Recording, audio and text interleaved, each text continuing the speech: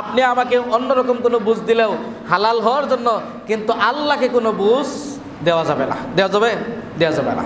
যে কোনো কাজে, অপরাধে আল্লাহর কাছে কোনো কারণ দর্শানোর কোনো সুযোগ নাই। সালাত পড়েন না, পেন নষ্ট, এই অনেক ক্লান্ত, একটু আগে পড়ছি, একটু পরে পড়বো, হুজুর জান আসতেছি, আর নাই আপনি, এগুলো আমাদের কাছে চলে, কিন্তু উপরওয়ালার কাছে, আল্লাহ রাব্বুল আলামিনের সাথে এগুলো চলবে না।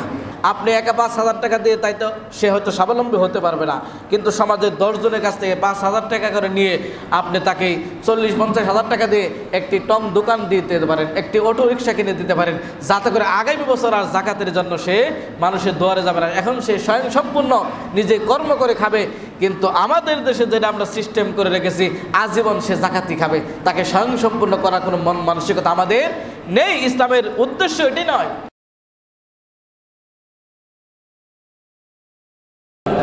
দরুদ ও সালাম বর্ষিত হোক নবী মুহাম্মদুর রাসূলুল্লাহ সাল্লাল্লাহু আলাইহি ওয়াসাল্লামের উপর, যার অক্লান্ত পরিশ্রমের মাধ্যমে উত্তম জীবন ব্যবস্থা, পূর্ণাঙ্গ জীবন ব্যবস্থা ইসলাম ধর্মকে পেয়েছি।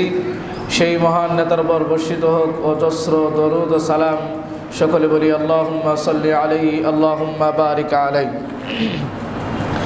অতঃপর সম্মানিত সমাবেত মুসল্লিয়ান ইকরাম, পর্দার আড়ালে মা ও বোনেরা, আজকে রমজানের বলা যেতে পারে আমরা প্রায় অর্ধেকে চলে আসছি। আর দুটি হলে আমাদের 15 হবে, তাহলে প্রায় 15টি রমজান, অর্ধেক রমজানে প্রায় আমরা উপনীত হয়েছি। ভালো দিনগুলো, বরকতের দিনগুলো, নাজাতের দিন, আল্লাহ রাব্বুল আলামিনের কাছ থেকে ক্ষমা পাওয়ার অন্যতম দিনগুলো আমাদের কাছ থেকে অতি দ্রুত বিদায় নিচ্ছে। প্রশ্ন হচ্ছে যে সেই বিদায়কালে আমরা কি আমাদের অপরাধগুলো বিদায় দিতে পেরেছি কিনা, আমাদের ঈমানকে মজবুত করতে পেরেছি কিনা, আমাদের তাকওয়াকে আমরা আরও বর্ধন করতে পেরেছি কিনা, এগুলো প্রশ্ন কিন্তু আমাদের বিবেকের সকলেরই প্রত্যেকের কাছেই থাকা দরকার। আগামী আর 2টি জুমা হলেই রমজানের সমাপ্তি ঘটে যাবে। রমজানের জুমা আর আপনি আমি কেউ পাবো না। সব কিছু বিবেচনা করেই আমাদের আমলে, আখলাকে, চরিত্রে, ব্যবসা বাণিজ্যে, আদান প্রদানে, কথায়, সব কিছুতেই আমাদের একটি উন্নত জীবন যাপনের প্রয়োজন। এবং ইবাদতে একটি উর্বর সময় হচ্ছে রমজানুল মুবারক মাস। যারা সত্যিকার অর্থে কাজে লাগিয়েছি তারা আলহামদুলিল্লাহ। যারা এখনও আমরা এটাকে অবহেলা করি, সিয়াম পালন করি না, জুমার দিন খুতবার শুরুতে আজানের পূর্বে আসার প্রয়োজন সেটাও মনে করি না, জুমার দিন ব্যবসা বাণিজ্য সব কিছুই বন্ধ রেখে আল্লাহ রাব্বুল আলামিনের ডাকে সাড়া দিয়ে আমাদের মসজিদে আসার প্রয়োজন, সেটাকে এখনও অনেকেই ব্যবসা বাণিজ্যকেই সবচাইতে বড় করে দেখি। এটি হচ্ছে আল্লাহ রাব্বুল আলামিনের আদেশের প্রতি হীনমন্যতা এবং এটাকে অবজ্ঞা করা। এর ফল একদিন পাবেন, যেদিন পৃথিবী থেকে আপনার এই রূহ চলে যাবে, আপনার এই আত্মা চলে যাবে, আপনি স্তব্ধ হয়ে যাবেন। সেদিন কবরের জগতে বুঝতে পারবেন ব্যস্ততা, সময় কি জিনিস। প্রিয় মুসল্লিয়ান ইকরাম, যে বিষয়টি আজকের জুমায় আলোচনা করব তা হচ্ছে জাকাত। জাকাত বিষয়টি আমরা অনেকেই মনে করি যে বছরে মনে হয় রমজান মাসেই শুধু জাকাত আদায় করতে হয়, এটা অনেকেই মনে করি। এর উত্তরে না, জাকাত বছরে যে কোনো মুহূর্তে আপনি দিতে পারবেন। নেশাব পরিমাণ হলে, 1 বছর পূর্ণ হলে, সেটি মুহররম মাস হতে পারে, যুলহিজ্জা মাস হতে পারে, শাওয়াল মাস হতে পারে, যে কোনো মাসেই আপনার বছর যেভাবে গণনা করবেন, যেখানে বছর হবে সেখানেই চন্দ্র মাসের সাথে এটি গণনা করার চেষ্টা করবেন, সেই হিসাবেই জাকাত আদায় করবেন। যদিও রমজান মাসে আমরা বেশি করে থাকি জাকাত, এর উদ্দেশ্য হচ্ছে নেকির পাল্লা একটু ভারী হওয়ার জন্য, সওয়াবের তুলনায় একটু বেশি হওয়ার জন্য। সেই জন্য রমজান মাস কেন্দ্রিক বেশিরভাগ আমরা জাকাত আদায় করে থাকি। তাই আজকে আমরা জুমার খুতবাতে আলোচনা করব জাকাত সংক্রান্ত বিষয়ে।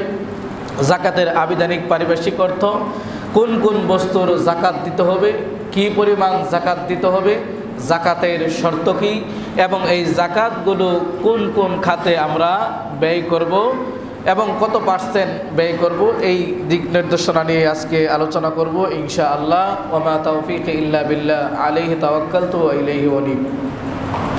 জাকাতের আবিধানিক অর্থ হচ্ছে আন্নামু, বৃদ্ধি পাওয়া, আল বারাকা, বরকত হওয়া, আত-তাজকিয়া, পরিশুদ্ধ হওয়া, এটি হচ্ছে আবেদনিক অর্থ। পারিভাষিক অর্থে আমরা সূরা তাওবার 103 নম্বর আয়াত নিলেই যথেষ্ট, যেটি আল্লাহ রাব্বুল আলামিন বলেছেন, খুয মিন আমওয়ালিহিম সাদাকা, তোমরা তাদের কাছ থেকে তুমি কি করো নবী, গ্রহণ করো সদকা। তুতাহহিরুহুম ওয়া তুযাক্কিহিম বিহা, এবং তাদেরকে কি করো, তাদের সম্পদ, তাদেরকে পুত পবিত্র করো। ওয়া তুযাক্কিহিম, এবং তাদেরকে, তারা অপবিত্র অশুদ্ধ ছিল, তাদেরকে শুদ্ধ করো। ওয়াসাল্লি আলাইহিম, এবং তাদের জন্য বরকতের দোয়া করো। কেন? ইন্না সলাতাকা সাকানুল লাহুম, তোমার দোয়া, যারা এই দান সদকা আদায় করে, তোমার দোয়াটা তাদের অন্তরের প্রশান্তি বয়ে আনে। তাহলে যাকাতের পারিভাষিক অর্থ যে এটা ধনীদের কাছ থেকে গ্রহণ করে, এটা ফকির, অসহায়, দরিদ্র 8টি যে খাত, সেই খাতে বিলিয়ে দিবে এবং এর মাধ্যমে নিজে পবিত্র হবে, তার মাল পবিত্র হবে, এবং নিজে পরিশুদ্ধ হবে, তার মাল পরিশুদ্ধ হবে। এটি হচ্ছে যাকাতের পারিভাষিক অর্থ। কোন কোন বস্তুর যাকাত দিতে হবে সেগুলো আমরা, এবং তার পরিমাণ। যাকাত দিতে হবে স্বর্ণ এবং রূপা এবং পশু, এর ভিতরে হচ্ছে 3 নম্বর হচ্ছে ব্যবসায়িক পণ্য, 4 নম্বর হচ্ছে ফসল আদি। তাহলে যাকাত যোগ্য যে সমস্ত বস্তু, স্বর্ণ এবং রূপা, এরপরে হচ্ছে পশু, এরপরে হচ্ছে ব্যবসায়িক পণ্য এবং ফসল। আসুন এক এক করে আমরা জেনে নেই, স্বর্ণ কতটুকুন হলে আমরা যাকাত আদায় করব এবং রূপা কতটুকুন হলে আমরা যাকাত আদায় করব। স্বর্ণের নেশাব আমরা প্রায় সকলেই জানি, 7.5 ভরি, 7.5 ভরি এই সমপরিমাণ স্বর্ণ, এবং রূপা যদি আমরা ধরি তাহলে 52.5 তোলা রূপ্য। নেশাবের জন্য এই দুটি জিনিস, এই দুটি ধাতুকে আল্লাহ রাসূল সাল্লাল্লাহু আলাইহি ওয়াসাল্লাম নির্ধারণ করেছেন, এক স্বর্ণ, আরেক হচ্ছে রূপ্য। কাগজের যে টাকা আমরা এখন ব্যবহার করি, এটার ইতিহাস খুব একটা প্রাচীন ইতিহাস নয়। প্রায় 250 বছর পূর্বে এই বিশেষ করে স্বর্ণ এবং মুদ্রা এটি প্রচলন ছিল, এবং আরবদের কাছে বহির্বিশ্বে সবচাইতে বেশি যেটি আদান প্রদান হতো, লেনদেন হতো টাকার পরিবর্তে, এই কাগজের টাকার পরিবর্তে, তা হচ্ছে চাঁদি, যেটা আমরা রূপা বলি, রূপ্য। এটা মানুষের জীবনযাত্রা সহজের জন্য 7.5 ভরি, 8 ভরি, 20 ভরি স্বর্ণ রূপা কাঁধে বয়ে নেওয়া সম্ভব না, কিন্তু আপনি 10 লাখ, 15 লাখ, 20 লাখ টাকা যে কোনো জায়গায় আপনি নিয়ে যেতে সক্ষম। তাই মানুষের জীবনযাত্রা মান উন্নয়নের জন্য এটি করা হয়েছে, কিন্তু বেশিরভাগ যেটি লেনদেন হতো সেটি স্বর্ণ দিয়ে নয়, বরং চাঁদি দিয়ে, রূপা দিয়ে বেশি লেনদেন হতো। তাই স্বর্ণ 7.5 ভরি যদি এই পরিমাণ স্বর্ণ থাকে তাহলে এটি একটা নেশাব। রূপার নেশাব হচ্ছে 52.5 তোলা, এটা হচ্ছে রূপর নেশাব। শর্ত যেটি আমরা যাকাতের ক্ষেত্রে জানার চেষ্টা করব, তার মধ্যে একটি হচ্ছে সর্বপ্রথম আপনাকে মুসলিম হতে হবে, দ্বিতীয় নাম্বার হচ্ছে আপনাকে আজাদ হতে হবে, স্বাধীন হতে হবে, আপনি পরাধীন হলে হবে না। 3 নাম্বার হচ্ছে আপনাকে পূর্ণ মালিকানা হতে হবে, এবং 4 নাম্বার হচ্ছে যে আপনার সেটি 1 বছর অতিবাহিত হতে হবে, এবং 5 নাম্বার নির্ধারিত যে খাত, সেই খাতগুলোতেই ব্যয় করতে হবে। এইগুলো অন্যতম হচ্ছে যাকাতের জন্য শর্ত। তাহলে প্রথম মুসলিম হওয়া, তারপরে স্বাধীন হওয়া, নেশাব পরিমাণ হওয়া, পূর্ণ মালিকানা হওয়া, 1 বছর অতিবাহিত হওয়া, এবং নির্ধারিত খাতে ব্যয় করা, এটি হচ্ছে অন্যতম শর্ত যাকাতের ক্ষেত্রে। তাহলে স্বর্ণ এবং রূপা এটি নিসাব আমরা জানলাম। স্বর্ণ আবার 2 ধরনের হয়ে থাকে, একটি হচ্ছে ব্যবহারযোগ্য স্বর্ণ, যেটা আপনার আমার মা বোনেরা তারা অলংকার হিসাবে ব্যবহার করে থাকে। আরেকটি হচ্ছে সেটি গচ্ছিত রেখে দেয়, যেটা আপনি বিস্কিট বলেন, যেটা বিভিন্ন সাইজে বার বলা হয়, বড় বড় এবং বিস্কিট আকারে থাকে, যেটি আপনি ব্যবহারের জন্য নয় বরং সেটি জমা করে রেখেছেন সঞ্চয় হিসাবে, দাম বৃদ্ধি হলে আপনি সেগুলো ছেড়ে দেবেন। তাহলে স্বর্ণ 2 প্রকারের, এক হচ্ছে গচ্ছিত, যেটি বিস্কিট আকারে, বার আকারে, আরেকটি হচ্ছে ব্যবহার অলংকার। গচ্ছিত যে স্বর্ণগুলো বিস্কিট আকারে, বার আকারে রয়েছে, সেগুলোর যাকাত দিতে হবে, এখানে কোনো ইখতিলাফ, কোনো মতনৈক্য নেই। ব্যবহারযোগ্য স্বর্ণ, এটি যাকাত আদায় করতে হবে কি হবে না, এই বিষয়ে আলেমদের মাঝে 2টি মত পাওয়া যায়। একদল আলেমগণ তারা বলেছেন ব্যবহারযোগ্য স্বর্ণ যেগুলো অলংকার যেগুলো ব্যবহৃত হয় সেগুলোর জাকাত দিতে হবে না। আরেক দল বলেছেন না, তাকেও জাকাত দিতে হবে, ব্যবহারযোগ্য অলংকারেরও জাকাত দেওয়া লাগবে। তবে আমরা আপনাদের যেটি সাজেস্ট করব, দিক নির্দেশনা দিব, সেটি হচ্ছে ব্যবহার অলংকারযোগ্য যেগুলো জাকাত, সেগুলো যদি 7.5 ভরি এই পরিমাণ হয় তাহলে জাকাত প্রদান করাটাই নিরাপদ, জাকাত দিয়ে দেওয়াটাই সবচেয়ে নিরাপদ। তাহলে ব্যবহারযোগ্য স্বর্ণের জাকাত দিয়ে দেওয়াটাই সবচেয়ে নিরাপদ। যদি 7.5 ভরি হয়, এরকম হলে লাগবে না এরকম মতো রয়েছে। তবে আমরা বলবো কত টাকা আর হবে, আপনি দিয়ে দেওয়ার চেষ্টা করবেন, তাহলে আপনি নিরাপদ থাকবেন। তাহলে স্বর্ণ এবং রূপা নিসাব জানলাম, এবং স্বর্ণ 2 প্রকারের হয়ে থাকে, একটি হচ্ছে ব্যবহৃত অলংকার আর এটি হচ্ছে সঞ্চয়ের জন্য। দুটারই জাকাত দেওয়াটাই সবচেয়ে উত্তম, ব্যবহার অলংকারযোগ্য এবং যেগুলো সঞ্চয়ের জন্য রেখেছেন। তবে কেউ কেউ দিয়েছেন যে যদি সেগুলো 7.5 ভরির কমে হয় ব্যবহারযোগ্য তাহলে জাকাত দিতে হবে না। তবে আমরা বলবো জাকাত দিয়ে দেওয়াটাই সবচেয়ে নিরাপদ। কেননা সূরা তাওবার 34 নম্বর আয়াতে বলা হয়েছে যারা এগুলোকে গচ্ছিত করে রাখবে, সেই দিন আল্লাহ রাস্তায় ব্যয় করবে না, গচ্ছিত করে রাখবে, তাদেরকে আল্লাহ রাব্বুল আলামিন 500 দিয়ে তাদেরকে এগুলো সেকা দেওয়া হবে শাস্তিস্বরূপ, সেজন্য দিয়ে দেওয়াটাই উত্তম। 2 নম্বর, জাকাত যোগ্য সম্পদ যেগুলো পশু পাখির ক্ষেত্রে সকল পশুরই জাকাত দিতে হবে কিনা প্রশ্ন। উত্তর, সকল পশু নয়, বরং গরু, ছাগল, উট, দুম্বা, ভেড়া এই জাতীয় যেগুলো আছে, হাঁস মুরগি এগুলো নয়, উট, দুম্বা, গরু, ছাগল, ভেড়া এই জাতীয় বিচরণশীল যেগুলো, এই জাতীয় যদি পশু হয় তাহলে তাদের জাকাত দিতে হবে। গরু যদি 30টা হয় তাহলে আপনাকে সেখানে 1 বছরের একটি বাছুর আপনাকে আল্লাহ রাস্তায় দিতে হবে। ছাগলের নিসাব যদি 40টি হয় তাহলে এই 40টি ছাগল যদি কারো কাছে লালিত পালিত হয়, 1 বছর অতিবাহিত হয়, তাহলে একটি বাচ্চা, ছাগলের বাচ্চা আল্লাহ রাস্তায় জাকাত হিসাবে দিতে হবে। উট কয়টি থাকলে জাকাত দিবেন? সর্বনিম্ন 5টি উট হলে আপনার উপর জাকাত খরচ হবে, অন্যথায় না। তাহলে ছাগলের ক্ষেত্রে 40টি, গরুর ক্ষেত্রে 30টি এবং উটের ক্ষেত্রে 5টি, এর নিচে হলে কি হবে না? জাকাত দেওয়া লাগবে না। এখানে আরেকটি বস্তু আপনাদের বলে রাখি, এখন সাধারণত 40টি ছাগল কেউ পালন করে না, 30টি গরু কারো কাছে নাও থাকতে পারে পালনতে হিসাবে, এবং 5টি উট এটা আরও দুর্লভ বাংলাদেশের প্রেক্ষাপটে। তাহলে যারা খামারি আছে তাদের নিকটে তো 30, 40, 50, 100টি পর্যন্ত গরু থাকে, তারা জাকাত কীভাবে বের করবে? মূল বিষয় হচ্ছে তারা এটাকে লালন পালন করে না, বরং ব্যবসার জন্য তারা লালন পালন করে। অতএব এটাকে ব্যবসায়িক পণ্য হিসাবে ধরে আপনাকে জাকাত দিতে হবে। আরেকটু বোঝার চেষ্টা করি, 40টি 50টি ছাগল কারো কাছে আছে, সে ব্যবসার জন্য লালন পালন করছে, একটা নির্ধারিত সময় আসলে বিক্রি করে দিবে। তাহলে তার কাছে কত টাকা দিয়ে সে কিনেছে এবং বর্তমান যে মূল্য কত টাকা হবে বিক্রি করলে, এই মূল্য ধরে তাকে জাকাত আদায় করতে হবে, ছাগলের উপর না। কিন্তু কেউ যদি ব্যক্তিগতভাবে বাড়িতে লালন পালন করেন, যেমন 2টা 3টা সবাই আমরা পালন করি অনেকেই, তো এরকম যদি সংখ্যা হয় পালিত, গৃহপালিত, তাহলে এইভাবে। আর খামারি যারা হবে সেটা মুরগির খামার হতে পারে, সেটা গরুর ফার্ম ডেলি হতে পারে, আর অন্য যেগুলো খামার আছে সেগুলো ব্যবসায়িক পণ্য হিসাবে ধরে আপনাকে জাকাত আদায় করতে হবে। তাহলে পশুর ক্ষেত্রে জাকাত এবং তার পরিমাণ এবং বের করার পদ্ধতি আমরা জানতে পারলাম। 3 নম্বর, ব্যবসায়িক নগদ পণ্য, স্বর্ণ নেই, রূপা নেই আপনার কাছে, এবং ছাগল 40টাও আপনার কাছে নেই, এবং গরু 30টা নেই, 5টি উটও নেই, আপনার কাছে যা আছে তা আছে ব্যবসায়িক পণ্য এবং নগদ অর্থ। তে ব্যবসায়িক পণ্য এবং নগদ অর্থ এর জাকাত দিতে হবে কিনা? উত্তরে আমরা বলবো এর জাকাত আপনাকে দিতে হবে। ব্যবসায়িক পণ্য যেগুলো থাকবে সেগুলোর মূল্য নির্ধারণ করে আপনাকে জাকাত দিতে হবে। ধরে নিন ফার্মেসি আছে আপনার কাছে, 5 লক্ষ টাকার ওষুধ আছে আপনার কাছে, এটি ব্যবসায়িক পণ্য হিসাবে ধরে আপনাকে জাকাতের ক্ষেত্রে এটাকে কাউন্ট করতে হবে। অনুরূপভাবে নগদ অর্থ আপনার কাছে 20 লাখ, 30 লাখ, 5 লাখ এই পরিমাণ টাকা আছে, সেটারও জাকাত দিতে হবে।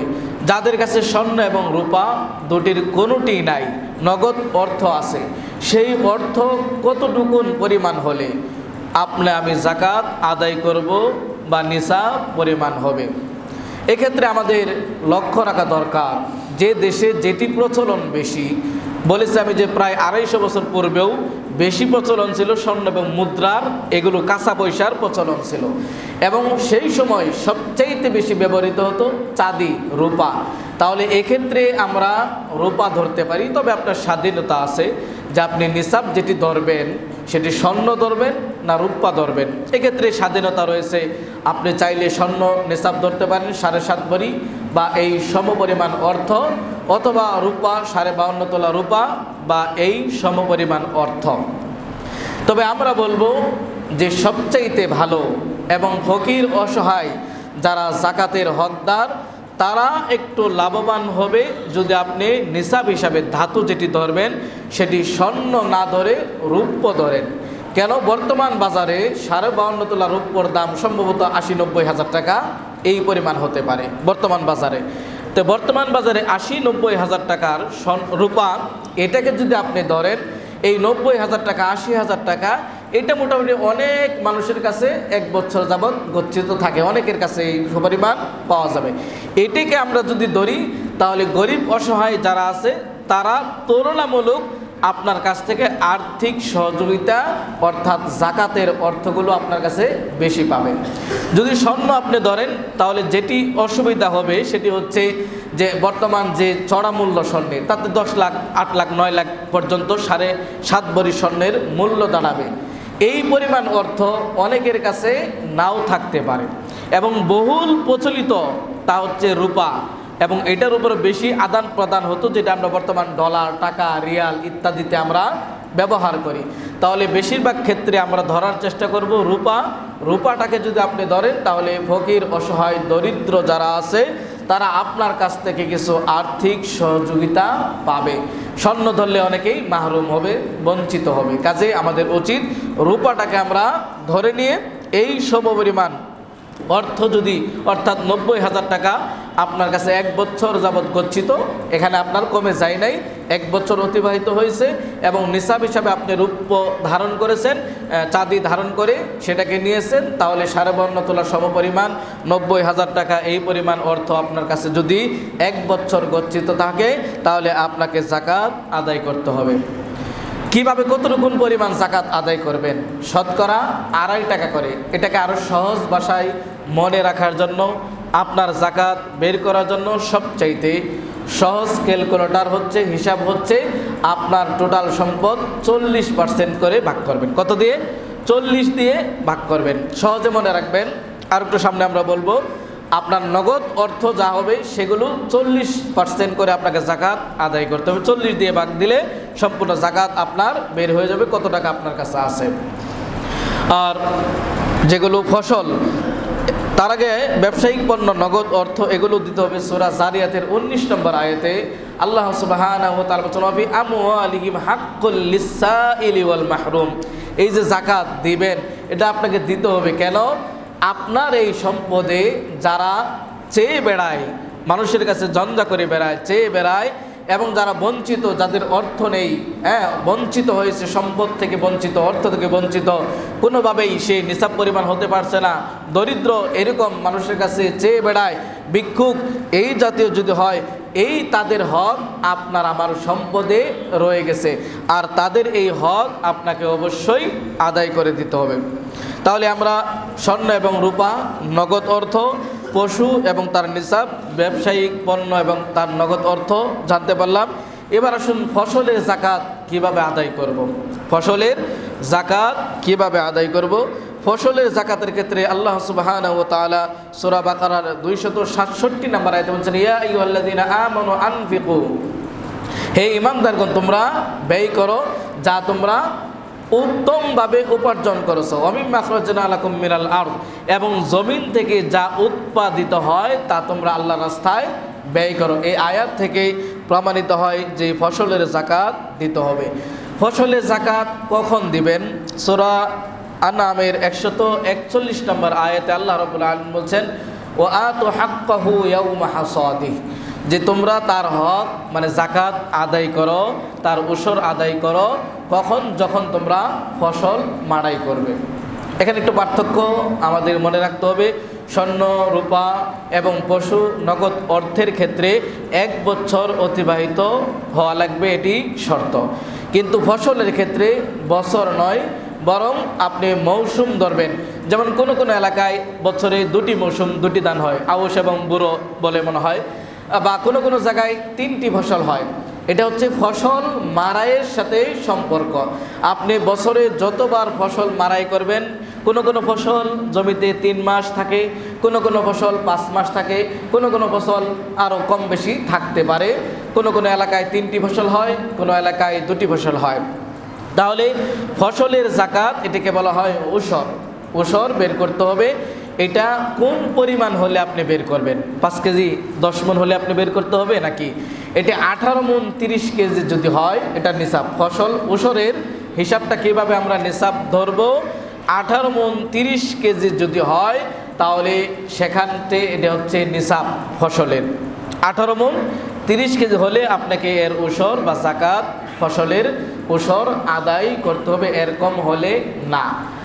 সেখানে আবার ফসলের পদ্ধতি, কোনো কোনো ফসল আসমানের বৃষ্টির মাধ্যমেই যথেষ্ট, পানি আপনাকে কিনে দিতে হয় না, সেচ প্রয়োজন হয় না। যদি বৃষ্টির মাধ্যমে হয়, পানি আপনাকে সেচ না কিনে ব্যবহার করতে হয়, আল্লাহর দয়া, আল্লাহর বৃষ্টিতে হয়েছে এরকম, এবং ঝর্ণার পানির মাধ্যমে যদি হয়ে থাকে, তাহলে পূর্ণ ফসলকে 10 ভাগে ভাগ করে 9 ভাগ মালিক গ্রহণ করবে, 1 ভাগ ফকির মিসকিন অসহায় তাদেরকে বিলিয়ে দেবেন। আর যদি বৃষ্টির পানিতে না হয়, আপনি পানি কিনে, মোটরের পানি, পাম্প মেশিনের পানি দিয়ে ক্রয় করে আপনি উৎপাদন করেছেন, তাহলে সেক্ষেত্রে আপনার এই বন্টন পরিমাণ হতে হবে 18 মণ 30 কেজি। যদি হয় তাহলে এটাকে 20 বন্টক করতে হবে। 20 বন্টক করে 19 বন্টক মালিক গ্রহণ করবে, এবং 20 বন্টকের 1 বন্টক যেটি, এটি হত দরিদ্র মিসকিন অসহায় তাদের মাঝে এটি বিলিয়ে দিতে হবে। এটি হচ্ছে ফসলের উৎপাদিত ফসলের উশর বা যাকাত। যেটি আপনাকে মনে রাখতে বলেছি যে যদি বৃষ্টির পানিতে হয় তাহলে 10 ভাগের 1 ভাগ, যদি পানি কিনে আপনি দেন তাহলে 20 ভাগের 1 ভাগ, এটি হচ্ছে ফসলের ক্ষেত্রে। আর নগদ অর্থ এবং স্বর্ণ এবং রূপার ক্ষেত্রে 40 ভাগের 1 ভাগ। এটি সহজে মনে রাখবেন, যাকাত বের করার অন্যতম পন্থা। তাহলে বৃষ্টির পানিতে হলে 10 ভাগের 1 ভাগ, আর যদি পানি কিনে হয় 20 ভাগের 1 ভাগ, আর যদি স্বর্ণ রূপা নগদ অর্থ হয় তাহলে 40 ভাগের 1 ভাগ। 40 দিয়ে আপনি টোটাল সম্পদ বের করবেন। তাহলে আমরা শর্ত এবং উশরের পদ্ধতি এবং আদায়ের পদ্ধতি এবং এগুলো কারা গ্রহণ করবে সেগুলো আমরা জানতে পারলাম। তার আগে আপনাদের আরও কয়েকটি প্রশ্ন, যে নগদ অর্থ এবং ব্যবসায়িক পণ্য যেটি আপনাদের এলাকায় বেশি প্রচলন, তা হচ্ছে আপনার ইলিশ, যেটি নোনা ইলিশ বলে থাকেন। এটা অনেকে হয়তো 4 লাখ 5 লাখ টাকার স্টক করেন। তো এই টাকার যাকাত দিতে হবে কিনা? অবশ্যই আপনাকে যাকাত দিতে হবে। যাকাত যখন বের করবেন, প্রথম শর্ত আপনি মুসলিম হয়েছেন, নিসাব পরিমাণ হয়েছে, আপনি স্বাধীন হয়েছেন, 1 বছর অতিবাহিত হয়েছে, এই শর্তগুলো যখন পাওয়া যাবে তখন এই ক্ষেত্রে অনেকে আমরা ভুল করি যে গত বছর আমি যাকাত আদায় করেছি, এই বছর মনে হয় আমার যাকাত লাগবে না। না, যাকাত প্রত্যেক বছর আপনাকে আদায় করতে হবে যদি নিসাব পরিমাণ হয়। তার যদি নিসাব পরিমাণ না হয় তাহলে আপনার যাকাত ফরজ হবে না।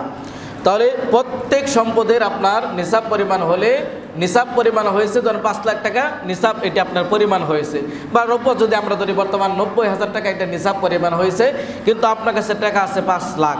তো এখন এই নিসাব পরিমাণ 90,000 টাকার যাকাত দিবেন না টোটাল 5 লক্ষ টাকার যাকাত দিবেন? এর উত্তর হচ্ছে টোটাল 5 লক্ষ টাকার যাকাত আপনাকে দিতে হবে। এক কথায় আপনি যখন যাকাত বের করবেন, সেক্ষেত্রে যাকাত বের করার সময় আপনার কাছে টোটাল যে সম্পদ আছে, কাউকে আপনি ধার দিয়েছেন, 1-2 মাস পরে সে দিবে, এটাও আপনাকে ধরতে হবে আপনার নগদ অর্থ হিসাবে। এবং আরও একটি শর্ত, পূর্ণ মালিকানা থাকতে হবে। আপনার পূর্ণ মালিকানা থাকতে হবে। এই জন্য যারা সরকারি চাকরি করেন তাদের পেনশন হয়, তাই না? সেটা কিন্তু আপনার নেতৃত্বে না, আপনার কর্তৃত্বে নাই।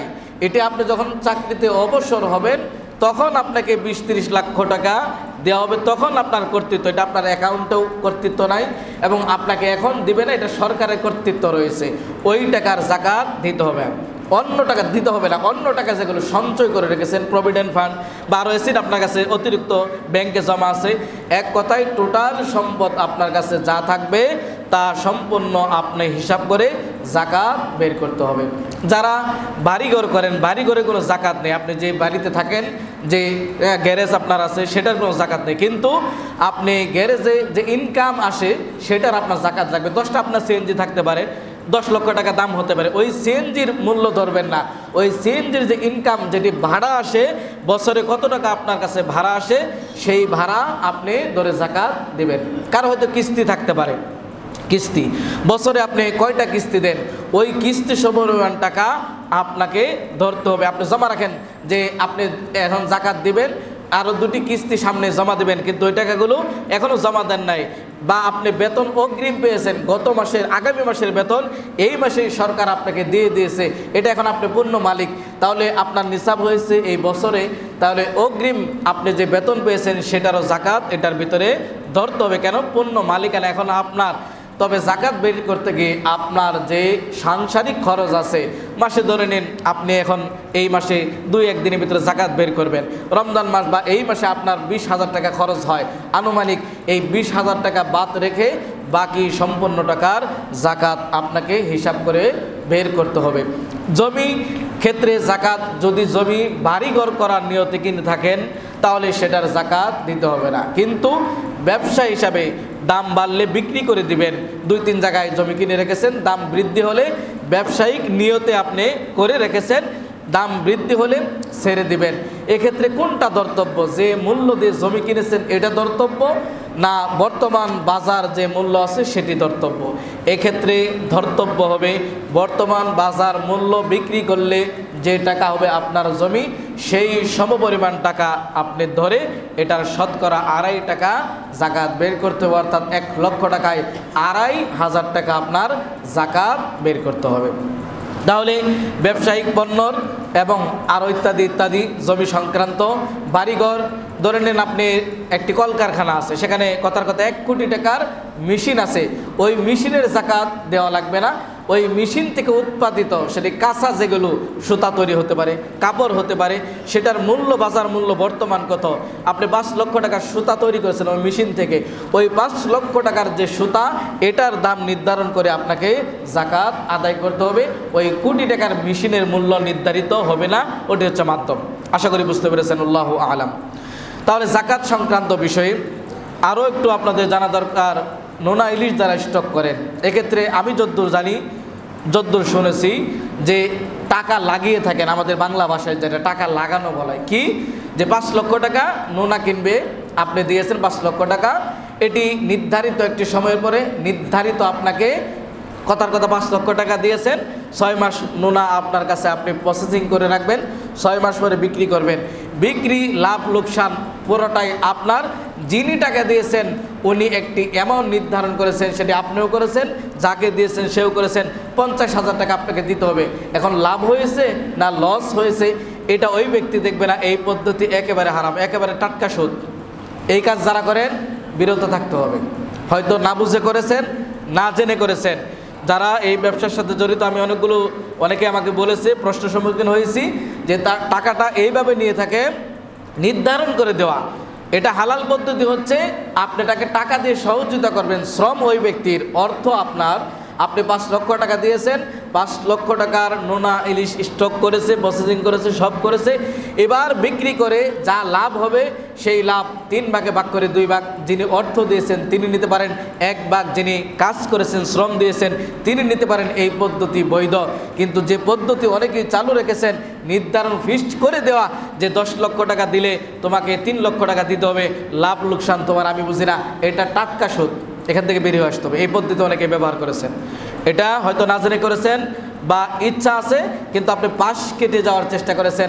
আল্লাহ কিন্তু অন্তলেও আপনি আমাকে অন্যরকম কোনো বুঝ দিলেও হালাল হওয়ার জন্য, কিন্তু আল্লাহকে কোনো বুঝ দেওয়া যাবে না, দেওয়া যাবে না।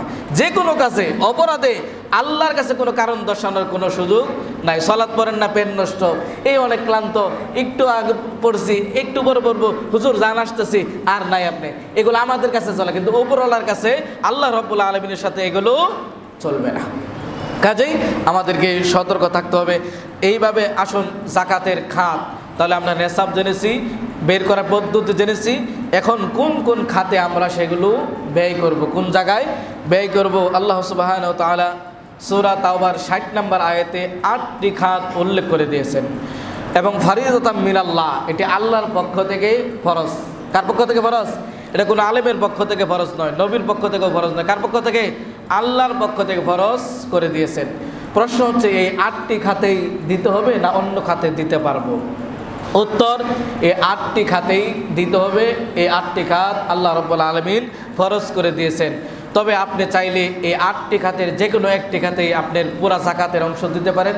এবং আপনি চাইলে এই 8টি খাতের কোনো একটি খাত যদি বেশি প্রয়োজন মনে করেন, যে এই বছর ফকির মিসকিন তারা বেশি অসহায়, তাদের দেওয়া দরকার, এই 8টি খাতের ঋণগ্রস্ত ব্যক্তি আপনার সমাজে কেউ আছে, তাকে বেশি দেওয়া দরকার, এই 8টি খাতের সবচাইতে মোকাবেক্ষী খাত, যেটি সবচাইতে প্রয়োজন বোধ করবেন যে খাত, সেই খাতে দিতে পারবেন। অথবা আপনার পুরা জাকাতের অংশ, ধরেন 10,000 টাকা আপনার জাকাত বের হয়েছে, এই 10,000 টাকা 8টি খাতেই আপনি দিতে পারবেন চাইলে, অথবা 8টি খাতের যে কোনো একটি খাত বেছে নিয়ে আপনি দিতে পারেন। জাকাতের আদায়ের পদ্ধতি এবং উদ্দেশ্য। জাকাত দেওয়ার একটি অন্যতম উদ্দেশ্য হচ্ছে দারিদ্র্য বিমোচন করা। দারিদ্র্য বিমোচন করা, এটাকে সামনে রেখে আমাদের জাকাত বের করতে হবে। এবং যাকে দিবেন ওটাও আপনার সামনে রাখতে হবে, যাতে করে প্রতি বছর সে জাকাতের জন্য আপনার দুয়ারে এসে না দাঁড়ায়, বরং তাকে এত পরিমাণে জাকাত দিয়ে দেওয়া। আপনি একা 5,000 টাকা দিয়ে তাই তো সে হয়তো স্বাবলম্বী হতে পারবে না, কিন্তু সমাজের 10 জনের কাছ থেকে 5,000 টাকা করে নিয়ে আপনি তাকে 40-50,000 টাকা দিয়ে একটি টং দোকান দিতে পারেন, একটি অটো রিক্সা কিনে দিতে পারেন, যাতে করে আগামী বছর আর জাকাতের জন্য সে মানুষের দুয়ারে যাবে না। এখন সে স্বয়ং সম্পূর্ণ নিজে কর্ম করে খাবে, কিন্তু আমাদের দেশে যেটা আমরা সিস্টেম করে রেখেছি, আজীবন সে জাকাতি খাবে, তাকে স্বয়ং সম্পূর্ণ করার কোনো মন মানসিকতা আমাদের নেই। ইসলামের উদ্দেশ্য এটি নয়। আসুন জাকাতের 8টি খাত আমরা জেনে নেই। 1 নম্বর খাত হচ্ছে আল্লাহ রাব্বুল আলামিন ইন্নামাস সাদাকাতু লিল ফুকারাই ওয়াল মাসাকিন। 1 নম্বর খাত হচ্ছে ফকির। ফকির কারা? যে একেবারেই নিঃস্ব, তাকে বলা হয় ফকির। 2 নম্বর খাত হচ্ছে মিসকিন। 2 নম্বর খাত মিসকিন। মিসকিন ফকিরের তুলনায় একটু পার্থক্য আছে। মিসকিন হচ্ছে ধরেন বছরে 6 মাস অভাব অনাটন, 6 মাস চলে ভালো, কিন্তু 6 মাস অভাব অনাটন লেগেই থাকে, ইনি হচ্ছে মিসকিন। আর ফকির যার একেবারে নেই, হ্যাঁ, এই ধরনের যদি একেবারে নেই, এখন খুঁজে খুঁজে দেখবেন ফকিরের তো বাড়ি আছে, মোটামুটি চলতে পারে, দিবেন না? না, ফকির ওই তুলনায় আপনি খুঁজে পাবেন না। তবে আপনাকে তুলনামূলক যাদের একেবারে দিন এনে দিন খায়, আজকে সারাদিন ভিক্ষা করে যা পাবে সেটাই সে তার পরিবার চলবে, এরকম এটা ফকির। আর যার কাছে 2-1 দিনের সম্পদ আছে, ওই যে বছরে 6 মাস ভালো চলে, 3 মাস অভাব অনটন চলে, এরকম ইনি হচ্ছে মিসকিন, এই ব্যক্তি হকদার। 3 নম্বর খাত কর্মচারী। জাকাত আদায় করে সরকারি পক্ষ থেকে যারা কর্মচারী, আমাদের দেশে তো জাকাত আদায়ের সরকারিভাবে কোনো পদ্ধতি নাই, কিন্তু ওয়াজের বেলায় আমরা সব করি, কিন্তু সরকারিভাবে এটা সরকার আদায় করবে। সরকার আদায় করে এবং নির্ধারিত খাত সেই জাকাত ফান্ড থেকে সরকার খুঁজে খুঁজে গ্রাম মহল্লায় ইউনিয়ন পরিষদে খুঁজে খুঁজে অসহায় দরিদ্রের মাঝে বিলিয়ে দিবে। সরকার যদি যথাযথ জাকাত আদায় করতো, বাংলাদেশে দরিদ্র থাকতো না। কোটি কোটি টাকা জাকাত আদায় করার যোগ্য এরকম মানুষ আছে, কিন্তু নাম কাস্তে। এটাও মনে রাখবেন, ট্যাক্স আদায় করলে সরকারি ট্যাক্স আদায় হবে, আপনার জাকাত আদায় হবে না। জাকাত ভিন্ন একটি ইবাদত। ট্যাক্স আদায় করলে আপনি জাকাত থেকে মুক্ত হয়ে যাবেন। সরকারি নিয়ম নীতি এটা সরকারের কাছে ফাঁক পাবেন, পার পাবেন, আল্লাহর কাছে না। আপনার ট্যাক্স সরকারি নিয়ম, ট্যাক্স দিবেন, কিন্তু ট্যাক্স দিয়ে জাকাত দিবেন না, এই অজুহাত খোড়া অজুহাত, এটি শুদ্ধ অজুহাত নয়, এটি বৈধ নয়। তাহলে 3 নম্বর খাত জাকাত আদায়ের কর্মচারী, যারা জাকাত আদায় করবে তাদেরকেও জাকাতের অংশ আপনি দিতে পারবেন। 4 নম্বর খাত ইসলামের দিকে ধাবিত হয় এরকম সফট কর্নার অমুসলিম, কিন্তু সে ইসলামের জিনিস সে ভালো লাগে, তার কাছে সে মুসলিম হয় নাই, কিন্তু জাকাতের অংশ দিলে হয়তো ইসলাম গ্রহণ করতে পারে, ইসলামের সৌন্দর্য সম্পর্কে জানতে পারে, যে হ্যাঁ আমি অসহায়, হ্যাঁ মুসলিম তারা আমাকে সহযোগিতা করেছে, তাহলে ইসলাম ধর্মটা অনেক সুন্দর, আমার এই ধর্মে ফিরে যাওয়া উচিত, এরকম যদি থাকে তাহলে এই ধরনের অমুসলিম কাফের হলেও আপনি জাকাত দিতে পারবেন। 2 নম্বর হচ্ছে দুর্বল মুসলিম। দুর্বল মুসলিম কেন, যে টাকা থাকে না অনেকেই, তখন কিন্তু খারাপের দিকে চলে যায়। তো এরকম যদি দুর্বল মুসলিম থাকে তাকেও আপনি যাকাত দিতে পারবেন। দুর্বল অর্থের দিক থেকে মুসলিম, কিন্তু অর্থের দিক থেকে, ইমানের দিক থেকে একেবারে দুর্বল, অস্বচ্ছতার কারণে চুরি করে, চামানি করে, ইত্যাদি ইত্যাদি করে, তাকে আপনি যাকাতের একটি অংশ দিলে হয়তো এই কাজ থেকে বিরত থাকবে। তাহলে এই ধরনের দুর্বল ইমানদারি মুসলিম মুমিন একেও যাকাত দিতে পারবেন। 5 নম্বর দাসমুক্তি, এটি এখন আর নেই, দাসমুক্তি প্রথা নেই। তবে এক্ষেত্রে মিথ্যা মামলায় যদি কেউ অ্যারেস্ট হয়, সেখানে জামিনের জন্য 20-30 হাজার টাকা লাগতে পারে, তা না হলে জামিন হচ্ছে না, পরিবার থেকেও সম্ভব না তাকে এই 20-30 হাজার টাকা দিয়ে জামিন আনা, এরকম যদি হয় তাহলে এই ক্ষেত্রেও তাকে যাকাতের অর্থ দিয়ে আপনি জামিন নিতে পারেন, মুক্তি। এটা হচ্ছে দাস মুক্তির বিকল্প হিসাবে আলেমরা ফতোয়া দিয়েছেন। যদিও দাস প্রথা নেই, তবে এরকম যদি হয়, অনেক মিথ্যা মামলা, অনেক অ্যারেস্ট হয়, কিন্তু জামিনের টাকার অভাবে সে বের হতে পারে না, যদি এমনটি হয় তাহলে এই ব্যক্তিকেও যাকাত দিতে পারবেন। 6 নম্বর, ঋণগ্রস্ত ব্যক্তি, তাকে যাকাত দিবেন। ঋণগ্রস্ত দুই দিক থেকে হতে পারে। এক, সামাজিক দায়বদ্ধতায়, দুইজন তুমুল ঝগড়া, একজন আরেকজনের কাছে টাকা পায়, তুমুল ঝগড়া, কিন্তু সে মধ্যস্থতা করেছে যে ওর 10,000 টাকা তুমি পাও, ও দিবে না, ঠিক আছে আমি দায়িত্ব গ্রহণ করলাম, আমি এই 10,000 টাকা দিয়ে দিব। এখন আপনি আর দিতে পারছেন না, ওই যে সামাজিক দায়বদ্ধতা, এবং আপনি দুইজনের মাঝে মধ্যস্থতা করতে গিয়ে ঝগড়া থামিয়ে দেওয়ার জন্য এখন আপনি ঋণগ্রস্ত হয়ে গেছেন, এরকম ব্যক্তিকে যাকাতের অংশ দিতে পারবেন। আরেকটি ঋণগ্রস্ত হওয়ার মাধ্যম হচ্ছে পেটের দায়ী। একসময় অনেক অর্থ সম্পদ ছিল, কিন্তু হঠাৎ করে দেউলিয়া হয়ে গেছে, এখন সে ঋণও দিতে পারতেছে না, এবং ঋণ দিতে পারলে হয়তো ব্যবসাটা আবার পুনরায় ফিরিয়ে নিয়ে আসতে পারবে। এরকম জামানত হারিয়ে ফেলে অনেকেই, এরকম যদি হয় তাহলে ওই ব্যক্তিকেও আপনারা যাকাতের অংশ দিতে পারবেন। তবে সে সুদের টাকা সুদাবে, এবং সুদের টাকা সে সুদ করে সঞ্চয় নিয়ে আবার 20,000 টাকা ঋণ দেবে, আবার সুদের কিস্তি দেবে, এইরকম ব্যক্তিকে ঋণগ্রস্ত হলে টাকা দেওয়া যাবে না যাকাতের অংশ। ভালো করে মনে রাখবেন, নিয়ে আপনার টাকা নিয়ে হারাম উপার্জন করবে, সুদে লাগাবে, সুদের কিস্তি চালাবে, যদি এমনটি হয় তাহলে এইরকম ঋণগ্রস্ত ব্যক্তিকে যাকাতের অংশ দেওয়া যাবে না। 7 নম্বর, আল্লাহর পথে যারা, অর্থাৎ মুজাহিদ, প্রকৃতপক্ষে মুজাহিদ যারা, তাদের জন্য এই যাকাতের অংশ দিতে পারেন। অস্ত্র কেনার প্রয়োজন হতে পারে, ঘোড়া কেনার প্রয়োজন হতে পারে, সরঞ্জাম কেনার প্রয়োজন হতে পারে, বর্তমান মিসাইল কেনার প্রয়োজন হতে পারে, এরকম আল্লাহর রাস্তায় যারা জিহাদ করে সত্যিকার অর্থে, এদের জন্য দিতে পারবেন। তবে আমাদের দেশে তথাকথিত জঙ্গি সংগঠন, তথাকথিত যুদ্ধের নামে, জিহাদের নামে মুসলিমদেরকে ভুল বুঝিয়ে, কোনো শর্ত নাই, রাসূলের কোনো কিছু নাই, যুদ্ধের শর্ত আছে সেগুলো কিছু নাই, ডাক দিল জিহাদে নেমেছি, আমাদের অর্থ দাও, এই দেশে, এবং রাষ্ট্রবিরোধী কাজ করে এই ধরনের সংগঠন যারা নিজেকে জিহাদি দাবি করে, এই ধরনের সংগঠনের টাকা দেওয়া যাবে না। যদি সত্যিকার অর্থে আল্লাহর রাস্তায় জিহাদ করে মুজাহিদ হয় তাহলে দিতে পারবেন, যেহেতু এটা এখন পাওয়া যায় না। তাই আলেমগণ বলেছেন এক্ষেত্রে আল্লাহ রাস্তা বলতে এটা ব্যাপক একটি অর্থ। মসজিদ, এখানে যাকাতের অংশ দেওয়া যাবে না, মসজিদে যাকাতের অংশ দেওয়া যাবে না, মাদ্রাসাগুলোতে যাকাতের অংশ দিতে পারবেন। এটি আল্লাহর রাস্তার একটি অন্যতম পথ, এখান থেকে আলেম তৈরি হয়, এখানে অনেক অসহায় দরিদ্র তারা পড়াশোনা করে, তাদের খরচ দিতে অসুবিধা হয়, তাহলে আপনি এই যাকাতের অংশ তাদের দিতে পারবেন। আপনি চাইলে সারা বছরের মাদ্রাসার 30-40 হাজার টাকা যা খরচ হয়, মাসিক হিসাবে 3,000 টাকা 4,000 টাকা করে, এরকম যদি আপনি পুরা মাসেই দিতে চান, যে একেবারে দিবেন এককালীন, সেটাও আপনি দিতে পারেন। যদি মনে করেন না প্রত্যেক মাসেরটা আমি প্রত্যেক মাসে দিব, অর্থাৎ যাকাতের টাকা একসাথেও আপনি দিতে পারেন। যদি মনে করেন না আমার এই বছর যাকাত 10,000 টাকা, এটি আমি সারা বছর ভরে 2,000 টাকা এক মাসে দিব, 3,000 টাকা আরেক মাসে দিব, এইভাবেও আপনি দিতে পারেন। তবে উত্তম হচ্ছে একসাথে দেওয়া। আর এই ক্ষেত্রে মাদ্রাসার ছাত্র যারা অনেক মেধা আছে কিন্তু অর্থের অভাবে পড়তে পারে না, সে দ্বীনি জ্ঞান অর্জন করছে, এরকম যদি হয় তাহলে তাদেরকে, আমাদের দেশের প্রচলিত ফকির মিসকিন যারা, এরা তলে তলে টাকা ভিক্ষা করে সুদে লাগায়, এরকম অবস্থা, নামাজের কোনো খবর নাই, এবং ভালো দিকে ফিরে আসবে এর কোনো সম্ভাবনা নাই, এদের দেওয়ার চাইতে তুলনামূলক যারা তলবে ইলম, যারা হত দরিদ্র এতিম অসহায় অর্থের অভাবে পড়াশোনা করতে পারে না, তাদের দেওয়া বেশি উত্তম। তাহলে আল্লাহ রাস্তা বলতে মাদ্রাসাগুলোতে দিতে পারবেন, আবার সব মাদ্রাসাগুলোতে নয়। কেন বলছি? তাহলে কি বৈষম্য বিরোধী হলো? না, বৈষম্য বিরোধী নয়, বরং এটি যুক্তিসঙ্গত। যে সমস্ত মাদ্রাসায় বেদাত চর্চা হয়, শিরিকের চর্চা হয়, এই ধরনের মাদ্রাসাগুলোতে এই যাকাতের অংশ দেওয়ার চেষ্টা করবেন না। এটা আপনারা বুঝেন কোন মাদ্রাসায় বেদাত চর্চা হয়, কোন মাদ্রাসায় শিরকি কার্যকলাপ চর্চা হয়? মাজার কেন্দ্রিক মাদ্রাসা, মাজার কেন্দ্রিক মাদ্রাসা, পীর কেন্দ্রিক মাদ্রাসা, এবং যেখানে বিদাতের আড্ডাখানা, বিদাতের সয়লাভ, এবং আপনার এই টাকা দিয়ে বিদাত আরও লালন পালন করবে, আপনার এই টাকা দিয়ে শিরিক লালন পালন করবে, এই সমস্ত শিক্ষা প্রতিষ্ঠানে আপনি অর্থ দিবেন না। স্কুল কলেজগুলোতেও দেওয়া যাবে না, কারণ এখানে ইসলামী শিক্ষা ব্যবস্থা কোনো কিছু নাই, এবং এটাই আল্লাহর পথ বলতে যে বোঝানো হয় সেগুলো এটার অন্তর্ভুক্ত নয়। যেন কলেজ, ভার্সিটি, ইউনিভার্সিটি এগুলোতেও সরাসরি যাকাত দেওয়া যাবে না।